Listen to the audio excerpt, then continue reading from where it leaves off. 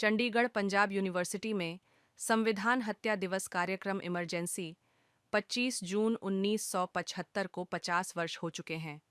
Emergency के काले अध्याय को याद करते हुए भारत देश में भारतीय जनता पार्टी एल भिन्न भिन्न संगठनों द्वारा जनसंघ आज की भारतीय जनता पार्टी के कार्यकर्ताओं ने भिन्न भिन्न स्थानों व पार्टी कार्यालयों में कार्यक्रम किए। 1975 में कांग्रेस पार्टी की प्रधानमंत्री रही स्वर्गीय श्रीमती इंदिरा गांधी द्वारा संविधान का दुरुपयोग कर लगाए गए आपातकाल पर चर्चा की गई। कार्यक्रम में श्री सतपाल जैन पूर्व लोकसभा सदस्य, श्री देशराज टंडन, श्री जितेंद्र चोपड़ा, श्री सुभाष जिंदल, श्री रामलाल गुप्ता, श्री नारद, अखिल भारतीय विद्यार्थी परिषद के उत्तर क्षेत्र के संगठन मंत्री श्री गौरव अत्रि डोरोहिल्ला, प्रोफेसर नागेश ठाकुर, श्री कार्तिक शर्मा आदि कार्यकर्ताओं ने कार्यक्रम में भाग लिया। कार्यक्रम के मुख्य वक्ता श्री सत्यपाल जैन ने आपातकाल के कठोर व संघर्षमय समय को याद करते हुए कहा, आज के इस कार्यक्रम में आए हुए सभी मेरे साथियों, मैं विद्यार्थी परिषद का, शोध का और अन्य सभी का बहुत आभारी हूँ जिन्होंने आज लोकतंत्र हत्या दिवस के मौके पर आप लोगों के बीच सब जगह मिलकर एक निर्णय किया कि सरकार को बदलो, बेरोजगारी दूर करो, हॉस्टलों के अंदर से महंगाई कम करो, एडमिशन के लिए सिस्टम ठीक करो, नौकरियां दिया। वो आंदोलन अपने पीक पे चल रहा था, जोर पे चल रहा था आंदोलन। इसी दौरान 12 जून 1975 को इलाहाबाद हाईकोर्ट के जज थे जगमोहन लाल सिन्हा, उनके पास श्री राजनारायण जी की एक इलेक्शन पिटीशन पड़ी हुई थी जिसमें कहा गया था कि श्रीमती इंदिरा गांधी ने अपने चुनाव में भ्रष्ट आचरण बनाए हैं। उस जज ने हिम्मत की, 4 साल के ट्रायल के बाद उन्होंने श्रीमती इंदिरा गांधी का इलेक्शन सेट असाइड किया, क्योंकि आप तो कानून के विद्यार्थी भी शायद कुछ आप में होंगे। चुनाव कानून के अनुसार आप चुनाव में किसी सरकारी कर्मचारी से मदद नहीं ले सकते, और श्रीमती इंदिरा गांधी जी ने यशपाल कपूर जो उनके सेक्रेटरी थे उनसे मदद ली थी। वो स्टेज पर आते थे, प्रबंध करते थे, उसके आधार पर उनका चुनाव रद्द हो गया 12 जून 1975। तो देश के अंदर एक मांग उठी कि आप त्यागपत्र दीजिए, क्योंकि आपके खिलाफ हाईकोर्ट का निर्णय आ गया। ये कांग्रेस के अंदर भी मांग उठी, कांग्रेस के बाहर भी मांग उठी, लेकिन श्रीमती इंदिरा गांधी को ये लगा कि अगर मैंने रिजाइन कर दिया तो ये कांग्रेस वालों का कोई विश्वास नहीं है, फिर दोबारा मुझे प्रधानमंत्री बनाए ना बनाए, मैं तो जाऊंगी, चुनाव से भी गई, पार्टी से भी जाऊंगी। तो उन्होंने कुछ सोचा कि इसमें कुछ किया जाए। मेरी एक बार चौधरी बंसीलाल जी से बात हुई, जब वो मुख्यमंत्री बने, बड़े अच्छे संबंध थे उनसे। मैंने कहा, बंसीलाल जी, कई बार लोग ये कहते हैं कि इमरजेंसी लगवाने में आपका हाथ, क्या ये सच है? तो उन्होंने कहा कि नहीं जैन साहब, अपनी हरियाणवी भाषा में बोले कि ना जैन साहब, मैंने इमरजेंसी ना लगवाई। बोला हुआ यूं, एक दिन इंदिरा जी, सिद्धार्थ शंकर रे और मैं तीनों सेंट्रल सेक्रेटेरिएट के टॉप फ्लोर पे मीटिंग करके नीचे आ रहे थे। लिफ्ट में मैं था, इंदिरा गांधी जी थी, एसएस रे थे। तो जो ही लिफ्ट बंद हुई तो इंदिरा जी ने कहा एसएस रे को कि रे साहब, ये अपोजिशन वाले बहुत तंग कर रहे हैं, इनका कोई हल नहीं है क्या? तो रे ने कहा कि मैडम, हल तो कॉन्स्टिट्यूशन में है। इंदिरा ने पूछा क्या? उन्होंने कहा इतने में लिफ्ट फ्लोर पे आ गया, लिफ्ट का दरवाजा खुला, एसएस रे और इंदिरा गांधी अपने कमरे में चले गए और मैं डिफेंस मिनिस्टर होने के नाते अपने कमरे में चला गया। वहां पर एसएस रे ने उनको बताया कि धारा 354, 352, 300 वो इमरजेंसी वाली सारी क्लॉजेस दिखलाए कि ये आप इमरजेंसी लगा दीजिए, सेंसरशिप लगा दीजिए, सब कुछ ठीक हो जाए। उनकी राय पर रात को 12 बजे के आसपास फखरुद्दीन अली अहमद, उस समय हिंदुस्तान के राष्ट्रपति थे, हिंदुस्तान की कैबिनेट से बिना मंजूरी लिए एसएस रे की एडवाइस पे श्रीमती इंदिरा गांधी ने एक प्रस्ताव पास किया। रात को 12 बजे वो फखरुद्दीन अली अहमद जी के पास पहुंची और उनसे डिक्लेरेशन पर साइन कर और कैबिनेट को उसकी जानकारी अगले दिन सुबह दी गई। आप लोग जो लॉ को जानते हैं, एडमिनिस्ट्रेशन को जानते हैं, सब बात को समझते हैं। आपको मालूम है कि कैबिनेट के निर्णय के बिना ये निर्णय नहीं हो सकता है। राष्ट्रपति, the president of India is bound by the decision of the union cabinet and not of the prime minister alone.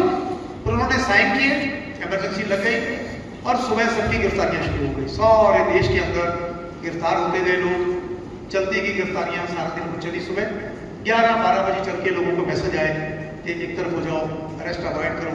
Chaudhary Devi Lal, चरण सिंह जी अरेस्ट करने पहुंची तो जयप्रकाश जी के मुंह से एक वो वाक्य जो रावण ने, वो मरीच ने कहा था जब रावण मरीच के पास गए थे कि तू सोने का मृग बन के जा, विनाश काले विपरीत बुद्धि। जब किसी का विनाश आता है तो उसकी बुद्धि भ्रष्ट हो जाती है और वो गिरफ्तार होकर वो चले गए। उसके बाद गिरफ्तारियां चली। उन दिनों में पंजाब यूनिवर्सिटी में 74-75 में मैं स्टूडेंट काउंसिल का जनरल सेक्रेटरी था और वो हमारा लास्ट इंटरेक्ट इलेक्शन। उससे फिर उसके बाद फिर डायरेक्ट इलेक्शन शुरू हुआ 77 के बाद आके। तो मैं जनरल सेक्रेटरी था। लॉ में मैंने एडमिशन के लिए अप्लाई किया हुआ था, मैंने एमए की हुई थी, बीए ऑनर्स की हुई थी।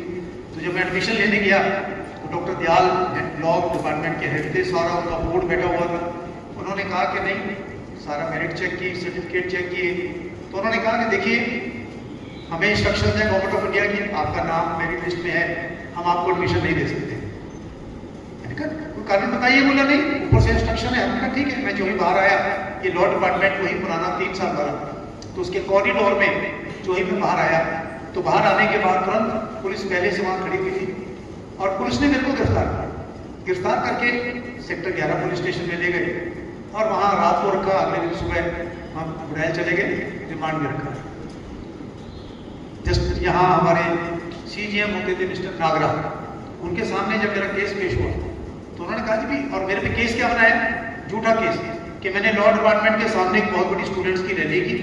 उसमें मैं रैली करना क्या, 10 लोग भी आने को तैयार नहीं होते थे, लोग डरते थे पकड़े न जाए क्या न हो जाए। और वहाँ भाषण देते हुए कहा कि मैं इंदिरा गांधी की सरकार को उल्टा दूंगा, मैं ये कर दूंगा, मैं वो कर दूंगा। उन्होंने सारा केस देखने के बाद कहा कि ये कोई केस नहीं काउंट नहीं होता।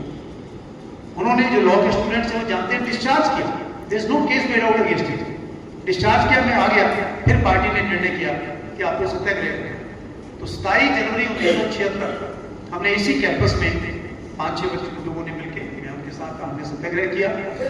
बाई चांस क्या हुआ उस दिन, कश्मीरा सिंह नाम के CID के इंस्पेक्टर थे जो यूनिवर्सिटी की CID भी आ करते थे।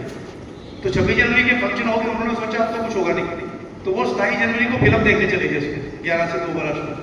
तो हम जब आए तो नारे लगाए, स्टूडेंट सेक्टर से शुरू किया, उधर बॉयज हॉस्टल 1 2 3 लगाते जी, हमारे तो गले बच करते ना होगी हमारी घंटा, सवा घंटा, 1.5 घंटा। हम मार्केट में आए, पुलिस वाले पकड़ने कोई नहीं आ रहा। बाद में पता लगा कि वो क्योंकि इंस्पेक्टर छुट्टी फिल्म देखने गया था और इसलिए पुलिस को किसी ने मार्केट में से फोन किया, तब वो आगे पकड़ के लेकर गए हमने।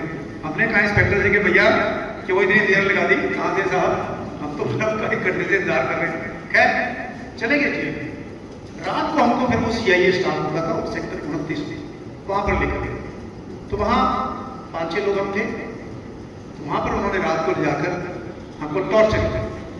एक पुलिस इंस्पेक्टर ने ऐसे मेरी बाजू पकड़ी, ये बनी, एक ने ऐसे मेरे बाल पकड़े।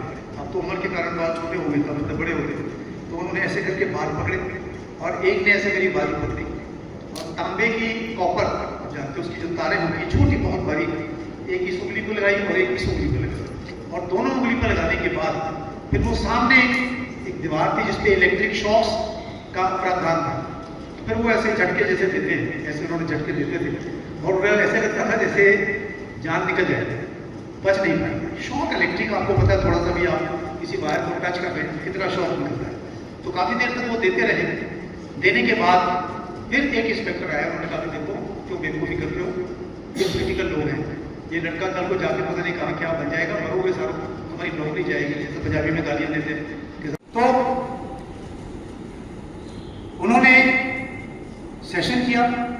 देवकांत बरुआ जिन्होंने नारा लगाया था Indira is India, India is Indira, उनकी शोभा यात्रा निकली थी। तो रामदास जी विद्यार्थी परिषद का काम देखते थे। उन्होंने, उनका प्रोसेशन आ रहा था सेक्टर 21-22 से और 23 सेक्टर का जो लाइट पॉइंट है उससे वो बाई तरफ को मुड़े। तो रामदास जी और इनकी पूरी टीम, उन्होंने इमरजेंसी के पोस्टर जो छपे हुए थे उसके मुंह पे मारे, जो उनके यहाँ लगे और उनके लिए सर लगाए कि क्या हो गया इंसिडेंट। कभी सोच भी नहीं सकते थे कि इमरजेंसी में इंसिडेंट हो सकता है। इनके साथ शायद डॉक्टर अरुण सुशांत भी थे जो बाद में हिमाचल में MP बने, मिनिस्टर बने। पुलिस ने पकड़ा और जितना टॉर्चर इनका हुआ, मेरे को तो चलो बिजली के झटके देके छोड़ दिया हो गया 2-3 मिनट 4 मिनट हुआ हो गया, लेकिन इनके साथ जो उन्होंने मार पिटाई की, जिस तरीके से टॉर्चर किया इनके साथ, फिर इनको जेल में रखा, सारी जगह वो सारा मुकदमा चलता रहा। तो मैं जो बता बताना चाह रहा हूँ आपको कि वो तो दौर था बहुत ही काला दौर था। सच्ची बात यह है कि अपने सगे रिश्तेदार, दोस्त, मित्र सब आने से डरते थे। मैं किसी के घर में जाया करता था, उनके परिवार में मैं गया अरेस्ट होने से पहले मिलने एक दिन। साफ तौर पर मुझे उन्होंने कहा कि सतपाल तुम्हारे पीछे पुलिस लगी हुई है, तुम बेटर है अवॉइड करो हमारे घर में आना, कहीं ऐसा ना हो तुम्हारे पीछे पीछे पुलिस यहाँ आ जाए और हमारे लोगों को भी पकड़े। ये बैठे धर्मवीर नारद जी, इनके पिता प्रेम नारद, सूरजभान जी, प्रेम सागर जैन जी, जितेंद्र चोपड़ा जी, देशराज टंडन जी, रामस्वरूप शर्मा जी जनसंघ के प्रधान होते थे, शिवचंद गोयल, लखनपाल जी कांग्रेस के नेता थे, आनंद महाराज के कुछ लोग थे, एक जय नारायण नाम के छोटे से दुकानदार थे, वो लोग सब लोगों को पकड़कर जेल के अंदर बंद किया। फिर उसके बाद जब हालात आगे चलते गए, यहाँ पर टीएन चतुर्वेदी IAS ऑफिसर जो बाद में राज्यसभा के मेंबर बने, कर्नाटक के गवर्नर बने, वो यहाँ पर चीफ मिनिस्टर बन गया। उन्होंने देखा कि बहुत हो गया ऐसे बिना कारण कि हम कब तक लोगों को जेल में रखोगे, कब तक बंद करोगे। उन्होंने थोड़ा थोड़ा रिलीव करना शुरू किया। इसी दौरान इंदिरा गांधी को रॉ ने, CID ने सिर्फ चमचागिरी करने के लिए, खुश करने के लिए कि देखिए मैडम अब तो सारा देश आपके साथ है, कोई अपोजिशन का आदमी तो है नहीं, सब आपकी जय जयकार हो रही है, आप इलेक्शन कराओ, 5 साल आपके बीत गए, अगले 5 साल और बीत जाएंगे, 10 साल राज करिए, तब तक ये पता नहीं जेलों से वापस आएंगे नहीं आएंगे, वहीं मर जाएंगे और जो करना आप करिए। उन्हीं की चाल में आकर इंदिरा गांधी ने इलेक्शन अनाउंस कर दिया। मैं उस समय 23-24 साल 25 साल की मेरी एज थी और इतना रिस्पॉन्स पब्लिक का जब इलेक्शन अनाउंस हुए आप अंदाजा नहीं लगा सकते। हम जनसभा करते थे 1 घंटे, जनता से आगे बढ़ बढ़ के लोग जा रहे थे क्योंकि जो लोगों का गुस्सा था वो प्रकट हो रहा था, वो बाहर आ रहा था।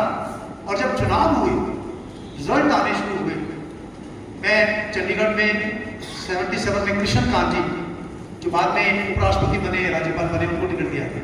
चंडीगढ़ छोटी सी सीट थी, 6 बजे तक हमारी गिनती पूरी हो गई और वो चुनाव जीत गए। तो हम लोग एक जुलूस की शक्ल में 26 सेक्टर से ट्रक टाइप होते थे जिनमें खड़े होकर होता था, हम लोग आ रहे थे। तो जब हम 27 सेक्टर के पास पहुंचे तो किसी ने कृष्णकांत जी को कहा, हम खड़े थे उसमें, कृष्णकांत जी के साथ मैं खड़ा था, तो उन्होंने कहा कृष्णकांत जी इंदिरा गांधी हार गई। कृष्णकांत जी विश्वास नहीं कर सकते, क्या बात करते हैं, क्या क्यों बोलते हैं? तो मैं साथ में खड़ा था, मेरा सत्तर जरा जाके नीचे चेक करके आओ, कंफर्म करके आओ। उन दिनों ना तो मोबाइल होता था, ना व्हाट्सएप होता था, ना SMS होता था, ना मेल होती थी। तो 7:45 बजे ऑल इंडिया रेडियो से न्यूज़ बुलेटिन आया करता था जिसमें न्यूज़ आता था, टीवी कोई नहीं था, कोई कुछ नहीं होता था। तो 27 में श्याम सुंदर गुप्ता जी एक हमारे वर्कर थे, उनकी दुकान थी। तो मैं ट्रक से नीचे उतरा, मैं गया वहाँ, कहा जरा न्यूज़ लगाइए। उन्होंने न्यूज़ लगाई और न्यूज़ सुनी जिसमें न्यूज़ आई कि इंदिरा गांधी भी हार रही है, संजय गांधी भी हार रहे हैं और अमृतसर से लेकर पटना तक सारा नॉर्थ इंडिया इंदिरा गांधी के खिलाफ जाता। तो मैंने आगे जब उनको बताया, कहा सच? कहा तुम सुन के आए हो? मैंने कहा जी हाँ, मैं रेडियो सुन के आया हूँ। तो उन्होंने कहा this is the victory of the Indian democracy, this is the strength of the Indian democracy. जिस लेडी सबको हराया, उसको लोगों ने चुनाव में हराया, इतनी बुरी तरह से हराया कभी सोच नहीं सकती। और मैं आपको बताऊं, आपको स्टूडेंट्स हैं, श्रीमती इंदिरा गांधी के 3 रिकॉर्ड है जिसका दुनिया में कोई पैरेलल नहीं है। सारी दुनिया में कोई प्रधानमंत्री थी जो प्रधानमंत्री होते हुए लोकसभा का इलेक्शन भी हारी। कोई हिंदुस्तान दुनिया भर में कोई प्राइम मिनिस्टर PM रहते हुए लोकसभा की सीट नहीं हारा। दूसरी, एकमात्र प्रधानमंत्री थी जिनका लोकसभा का इलेक्शन, पार्लियामेंट का इलेक्शन सेट साइड हुआ। नहीं तो चाहे ब्रिटेन में, अमेरिका में, कनाडा में, सारी दुनिया में कभी किसी प्रेसिडेंट का हाउस अपने लोकसभा का या जो भी उनके नाम है उसका इलेक्शन सेट साइड नहीं हुआ। और तीसरा जो बहुत दुर्भाग्यपूर्ण था, जिसकी जितनी निंदा की जाए उतनी कम है, कोई इसको जस्टिफाई नहीं कर सकता। She was the only leader, the only prime minister in the whole world who was assassinated by her own security guards. किसी नेता की हत्या हुई, कैनेडी की हुई, बहुत लोगों की हुई, पर सुरक्षा गार्ड ने ही आपकी हत्या कर दी हो, इसे नहीं करना। ये घटना निंदनीय है, कोई इसको जस्टिफाई नहीं कर सकता, ना करना चाहिए। पर मैं सिर्फ इतिहास की बात करूँ। उसके बाद वो चुनाव हारी। चुनाव हारने के बाद देखिए लोकतंत्र की परंपराएं, मुरारजी भाई देश के प्रधानमंत्री बने। परंपरा होती थी कि जो प्रधानमंत्री बनता है वो शपथ लेने के बाद आउटगोइंग प्राइम मिनिस्टर के घर जाता है। और इंदिरा गांधी ने जो अत्याचार जेलों में किए थे तो भूले हुए नहीं थे। फिर भी सुबह मुरारजी भाई ने प्रधानमंत्री पद की शपथ ली।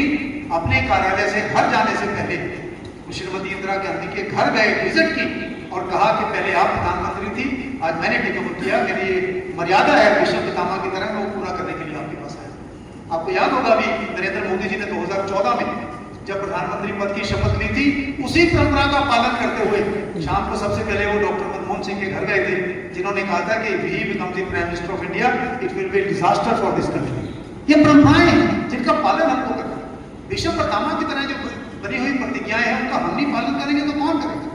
और सर ये सारी चीजें आज क्यों बताई जाए? मैंने अभी सबके बैठे हुए चेहरों पे निगाह डाली, एक एक के चेहरे पे निगाह डाली, और कुल लगभग 170 के करीब लोग यहाँ बैठे हैं, और मैंने गिने जो मैंने 170 175, मुझे मुश्किल से 4-5 चेहरे ऐसे नजर आए जो शायद 1975 से पहले पैदा हुए हों, नहीं तो बाकी सबको देखकर मुझे आइडिया हो रहा है कि ज्यादातर लोग इसमें 1975 के बाद ही पैदा हुए, सबकी आयु से कम है, और 75 से पहले भी वो होंगे तो कोई 73 में 72 में 71 में होंगे, जिसको कोई याद नहीं होगा कि उस समय क्या हुआ। लेकिन ये चीजें इसलिए बताई जाती हैं, हम स्वतंत्रता संग्राम क्यों पढ़ाते हैं, क्यों भगत सिंह की बात बताते हैं, क्यों मुगलों के राज की बात बताते हैं, क्यों बाबर की बात करते हैं, ताकि इतिहास से सबक लेकर वर्तमान में एनालाइज करके हम भविष्य की ओर चलें कि देखिए ये गलतियां हमारे पूर्वों से हुई थी, वो गलतियां ठीक करने के लिए हम यहाँ पर आए। और दूसरी बात का ध्यान रखिए, पार्टियां आती रहेगी जाती रहेगी, सरकारें आती रहेगी जाती रहेगी, गुरबाणी में आता है ये हयाती जग न कोई फिर रहा, जिस आसन में बैठे इससे बहस गया, जहां मैं बैठा हूं कल कोई और बैठा था, कल कोई और बैठा, ये आनी जानी चीज है, लेकिन जो परंपराएं हैं, संविधान है, वो हमेशा रहना चाहिए, वो हमेशा चलना